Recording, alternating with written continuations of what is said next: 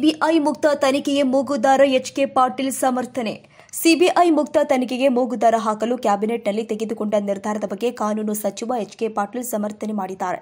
ಗದಗ ನಗರದಲ್ಲಿ ಮಾತನಾಡಿ, ರಾಜಭವನ ಹಾಗೂ ಸಿಬಿಐ ಸಂಸ್ಥೆಯನ್ನ ದುರ್ಬಳಕೆ ಮಾಡಿಕೊಂಡ ಹಿನ್ನೆಲೆ ನಾವು ಮುಂಜಾಗ್ರತಾ ಕ್ರಮವಾಗಿ ಸಿಬಿಐ ಆಯ್ಕೆ ನೀಡಿದ ಮುಕ್ತ ಸ್ವಾತಂತ್ರ್ಯವನ್ನ ಹಿಂಪಡೆದಿದ್ದೀವಿ ಅಂತ ಕಾನೂನು ಸಚಿವ ಎಚ್ಕೆ ಪಾಟೀಲ್ ಹೇಳಿದ್ದಾರೆ.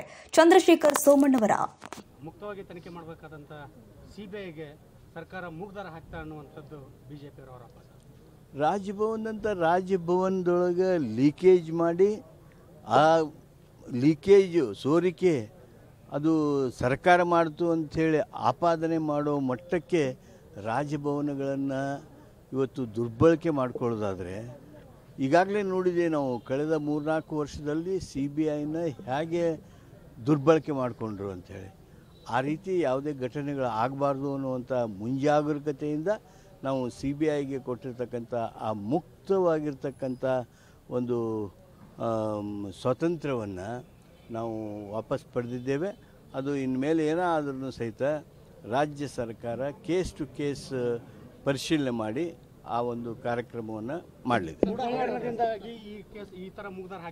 ಮೂಡಕ್ಕೆ ಅದಕ್ಕೆ ಸಂಬಂಧ ಏನು? ಮೂಡ ಈಗಾಗಲೇ ಕೋರ್ಟ್ನವರು ಲೋಕಾಯುಕ್ತ ಅದನ್ನು ತನಿಖೆ ಮಾಡಬೇಕು ಅಂತ ಹೇಳಿದ್ದಾರೆ. ಅದಕ್ಕೆ ಸಂಬಂಧ ಏನು? BJPಯವರು ಒಡ್ನೋಡಿಸ್ತಾರಲ್ಲ ಆ ಮಾತು ಅಷ್ಟೇ. ಅದು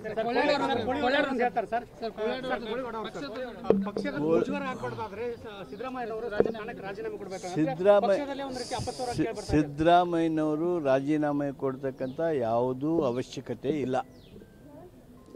ರಾಜಕೀಯವಾಗಿ ಏನು ಷಡ್ಯಂತ್ರ ಮಾಡ್ತಾ ಇದ್ದಾರೆ, ಆ ಷಡ್ಯಂತ್ರಕ್ಕೆ ತಕ್ಕದಾಗಿರ್ತಕ್ಕಂಥ ಉತ್ತರ ನಾವು ಕೊಡಬೇಕಾಗಿದೆ.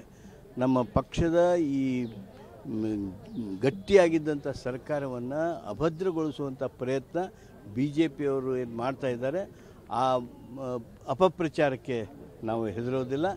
ಮಾನ್ಯ ಕೋಳಿವಾಡ್ ಅವರ ಅಭಿಪ್ರಾಯಕ್ಕೆ ನಾನು ಎಳ್ಳಷ್ಟು ನನ್ನ ಸಹಮತ ಇಲ್ಲ.